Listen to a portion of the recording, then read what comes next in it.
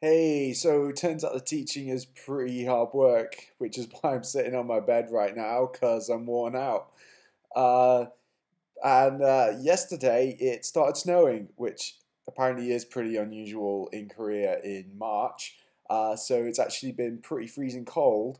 Although today it got considerably warmer and it's meant to be like 18 degrees tomorrow.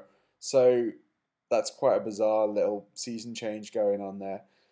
So hopefully it'll be warm in no time at all.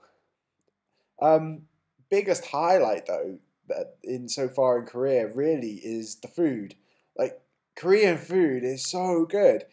I don't really know why there aren't more Korean restaurants at home. Like the way we get Chinese restaurants and Japanese restaurants. Like Korean food is just as good, if not better, in a lot of ways. Um, it's just I eat it out for like every single meal because the food is just so cheap to go and eat out. I mean, Western food can be quite expensive, so you go for fast food like Burger King or McDonald's or something, and that can end up costing you quite a bit.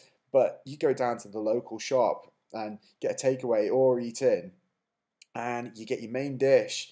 You get a bowl of soup with it, and you get little side dishes that come in the middle. So pretty much every single Korean meal you get something called kimchi, which is fermented vegetables, which sounds a bit gross, but it's actually quite nice. Well, sometimes, yeah. But and then you get these little yellow things, which a Korean in school told me the name of them, and I still can't remember. I'm not really getting the hang of the language all that well, to be honest.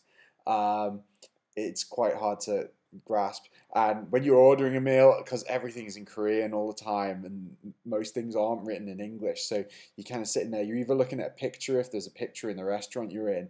If there isn't, like maybe looking through the guidebook and trying to figure it out, or just pointing at the menu saying, "I'll have that one."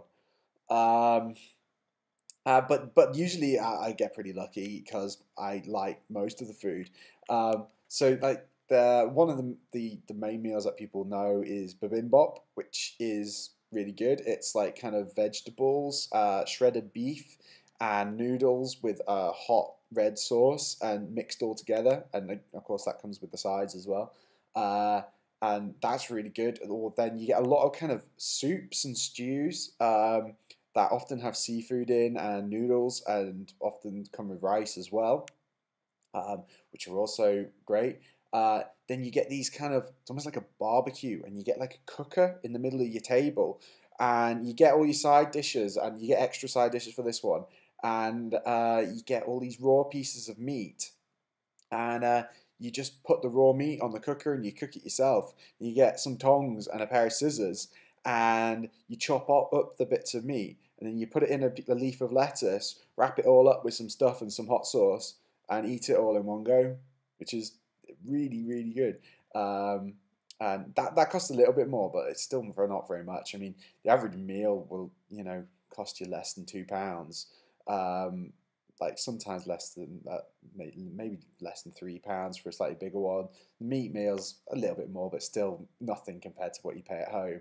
Then you also got snacks like gimbap, which is like rice in a roll of seaweed, and you get various different fillings in it, and that's also great. Yeah, food brilliant.